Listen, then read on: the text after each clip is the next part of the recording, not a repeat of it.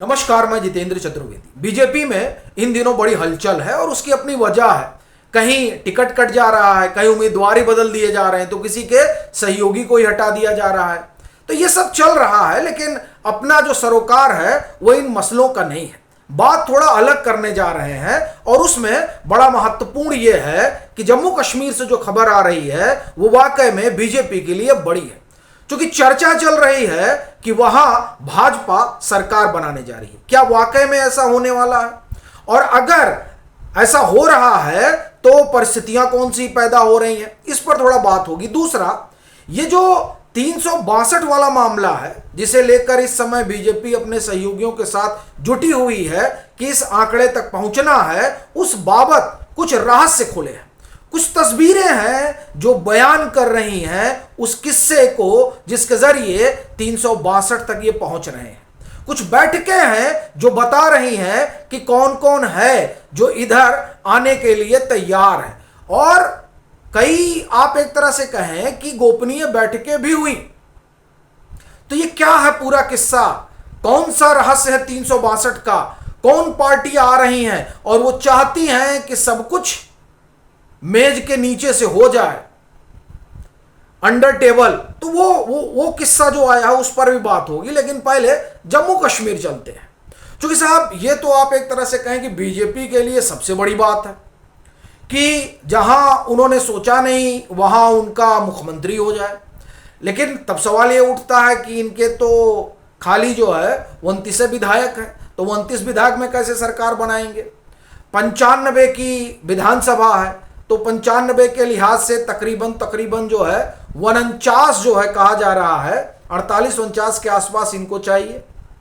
तो साहब, जो 29 पे लटका है वो कैसे सोच रहा है कि सरकार बना लेगा? मजेदार बात यह है कि बीजेपी सोच रही कि नहीं सोच रही मालूम नहीं, लेकिन उमर अब्दुल्ला कह रहे हैं कि हमारे विधायक खरीदे जा रहे हैं, और वो तो रकम भी बता रहे हैं कि 20-30 करोड़ रुपए दिए जा रहे हैं। हालांकि बीजेपी ने इसकी मुखालफत की और बीजेपी कह रही है कि ये सब बेकार की बात है। अगर ऐसा कुछ है तो सबूत लेकर आए उमर अब्दुल्ला। अब मालूम नहीं, लेकिन कहा जाता है कि आग लगी है तो धुआं जरूर उठा होगा। एक चीज यह है कि बीजेपी को पैसा देने की जरूरत तो नहीं है, ये तो तय है। क्योंकि अभी आज का जो दौर है ना साहब, उस दौर में हर कोई, वो विधायक हो या सांसद, वो बीजेपी में आना चाहता है। वो जानता है कि साहब अपना जो पॉलिटिकल फ्यूचर है वो फिलहाल कहीं सुरक्षित है तो वो बीजेपी है। ठीक है, तो पैसे वाली बात तो मुझे भी नहीं लग रही है, और इसीलिए बीजेपी डंके की चोट पे कह भी रही कि बताओ जरा कि किसको पैसे की बात हुई है, ये बताओ हमको। लेकिन हाँ, ये जरूर है कि विधायक आना चाह रहे होंगे, और उनके पास तो अब पश्चिम बंगाल की मिसाल है, 2/3 विधायक टूटकर चले गए, 58 विधायक निकल जाते हैं। तो यहां जो कहे नेशनल कॉन्फ्रेंस के पास 48 विधायक हैं और उसमें से 37 टूट भी जाएंगे तो क्या फर्क पड़ना है? जब 58 टूट सकते हैं तो 37 का क्या है, वो भी टूट सकते हैं। तो इसलिए ये जो उमर अब्दुल्ला कह रहे हैं वो पैसे ऐसे वाली बात तो बेकार की बात है। लेकिन हां, विधायकों का मन डोल जरूर रहा होगा, इस बात की पूरी संभावना है। और देखिए, इस बात की संभावना से इनकार किया भी नहीं जा सकता, और इस बात से भी इनकार नहीं किया जा सकता कि अगर विधायक आना चाहेंगे तो बीजेपी परहेज भी नहीं करेगी सरकार बनाने से, वो सरकार बना लेगी। तो जो ये उमर अब्दुल्ला कह रहे हैं उससे इतना तो साफ है कि कुछ है जो जम्मू कश्मीर में चल रहा है, और वो जो चल रहा है वो उमर अब्दुल्ला को परेशान कर रहा है। कहीं ऐसा ना हो कि वो खुद एनडीए में भाग आए, क्योंकि वो संकेत दे रहे हैं। और ये मैं क्यों कह रहा हूं उसका आपको एक उदाहरण देता हूं। उदाहरण तमिलनाडु से जुड़ा हुआ है, पार्टी का नाम है डीएमके। डीएमके के जो अगुआ है एमके स्टालिन, उनको डर लग रहा है कि उनकी पार्टी टूट जाएगी। तो उनके पास भी एक ही विकल्प है, पार्टी बचाना है तो एनडीए के साथ आना पड़ेगा। क्योंकि कब तक जो है सांसद और विधायक आपके लिए मुफलिसी में चलेंगे? भाई वो चुनकर आए हैं तो वो भी चाहते हैं कि जब वो अपने कॉन्स्टिट्यूएंसी में जाए तो जनता को बता सके कि हमने ये काम किया है, वो काम किया है। और जब अपोजिशन में रहेगा तो क्या काम करिएगा, सवाल ये है। तो इसलिए वहां इस तरह की हलचल है, तो उनके पास विकल्प एक ही है। उसी तरह से नेशनल कॉन्फ्रेंस के पास भी विकल्प एक ही है, या तो वो एनडीए का हिस्सा बन जाए, नहीं तो पार्टी उनकी टूटेगी। असल में नेशनल कॉन्फ्रेंस के जो आप एक तरह से कहें कि नेता हैं और जम्मू कश्मीर के मुख्यमंत्री हैं, वो कहना यही चाह रहे हैं कि पार्टी हमारी टूट रही है, ये आप समझिए। तो इसीलिए ये माना जा रहा है कि जम्मू कश्मीर में सरकार साहब बन सकती है, बीजेपी की कोई बड़ी बात नहीं है, क्योंकि अभी तो मौसम यही चल रहा है कि बिना चुनाव के ही सरकार बना ले रही है बीजेपी, और उसमें बीजेपी कुछ नहीं कर रही है। बड़ी मजेदार चीज ये, मतलब उनकी तरफ से कोई ऐसा नहीं कि टूट फूट जाइए, वो माहौल, पश्चिम बंगाल के चुनाव ने माहौल बना दिया कि भैया बीजेपी कहीं भी जीत सकती है, तो कहीं भी जीत सकती है तो जम्मू कश्मीर भी जीत सकती है। तो जब जम्मू कश्मीर भी जीत सकती है तो हम सेफ साइड में चले जाएं, सेफ ही खेला जाए।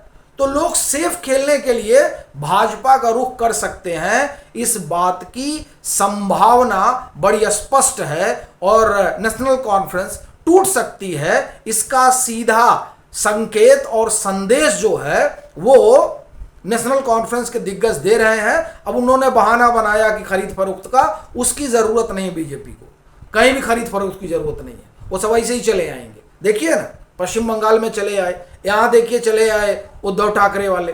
खैर, तो एक तो ये मसला रहा। दूसरा, ये जो हम लोग 362 वाला रहस्य कह रहे हैं, ये जानना ये बड़ा रोचक है। देखिए, जब दो बैठकें तो बड़ी साफ हुई, एक बैठक जो भूपेंद्र यादव के यहां हुई थी, और उस बैठक के बाद टीएमसी बिखर गई। दूसरी बैठक आप देखिए ओम बिरला साहब से हुई, और वो उद्धव ठाकरे का गुट था। यह बैठक 16-17 जून की है, 17 जून की डेट है संभवतः। एनडीटीवी ने इस पर लंबी, एनडीटीवी नहीं, माफ करिएगा, न्यूज 18 ने की है, न्यूज 18 ने इस पर लंबी रिपोर्ट की है। जो हमने देखा, संभवतः एनडीटीवी ने भी की होगी, लेकिन हमने पहले न्यूज 18 में ही देखा। न्यूज 18 ने लंबी रिपोर्ट की है और डेट वाइज की है। तो साहब वो पहले ही मिल चुके थे, टूट तो बाद में सामने आए, सब बाहर तो बाद में आए। अब आप देखिए, दो बैठकों का मैं आपको जिक्र कर रहा हूं। भूपेंद्र यादव क्या हुई, उसके बाद में सब निकल के चले गए, बात बाद में निकल के आई। और उद्धव ठाकरे वाला गुट तो 15 दिन पहले ही मिल लिया था। ठीक है साहब, अब सवाल यह उठता है कि इन दो गोपनीय बैठकों का तो रहस्य खुल गया, इसके अलावा कौन कौन सी गोपनीय बैठक हुई है। अब देखिए, जिसके टूटने की चर्चा शुरू हुई उसने बैठक पहले ही कर ली थी, तभी चर्चा उठी थी, यह बड़ा स्पष्ट, चाहे टीएमसी का हो और चाहे उद्धव ठाकरे वाले का हो। अखिलेश यादव के भी पार्टी के टूटने की खबर है।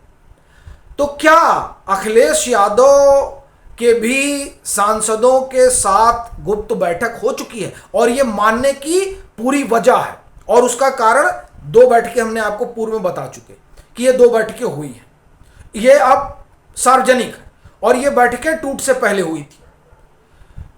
और जब ये बैठकें हो गई तब चर्चा शुरू हुई कि टूटने जा रही है। तो इसीलिए क्या ये न माना जाए कि अखिलेश यादव की पार्टी के जो सांसद वगैरह हैं वो भी मिल चुके हैं, क्योंकि चर्चा उनकी भी चल रही है। अच्छा देखिए, एक और बैठक हो गई एकनाथ शिंदे और पवार साहब की, वहां भी चर्चा पहले चल रही थी कि इनके जो है 8 में से 5 जा सकते हैं, कहां, एनडीए की तरफ। पहले यह चर्चा चली, और उस चर्चा के बाद अब यह बैठक हुई। तो अब देखिए, चर्चा तभी हो रही है जब बैकडोर बैठकें हो जा रही हैं। एक चीज और आप देखिए, और बड़ी मार्के की बात है ये, 3 चर्चाएं 3 बैठकें, भूपेंद्र यादव, उद्धव ठाकरे गुट और अब शरद पवार गुट। चौथी चर्चा अखिलेश यादव को लेकर है।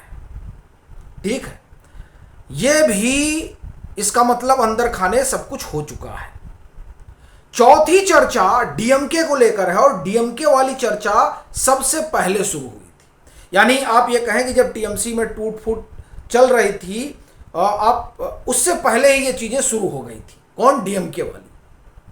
चूंकि डीएमके के लोग उस समय कोडागू में गए हुए थे वैकेशन में, मतलब डीएमके का जो आला कमान है, तो वहां कहा जाता है कि मुलाकात वगैरह हुई थी बीजेपी के एक बड़े नेता से कोडागू में, कर्नाटक।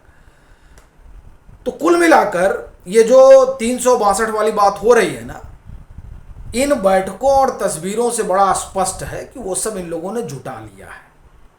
और जैसे ही मानसून सत्र शुरू होगा वैसे ही बड़ा धमाका होगा 2/3 बहुमत वाला। बाकी आप लोगों की क्या राय है, जरूर साझा करिए।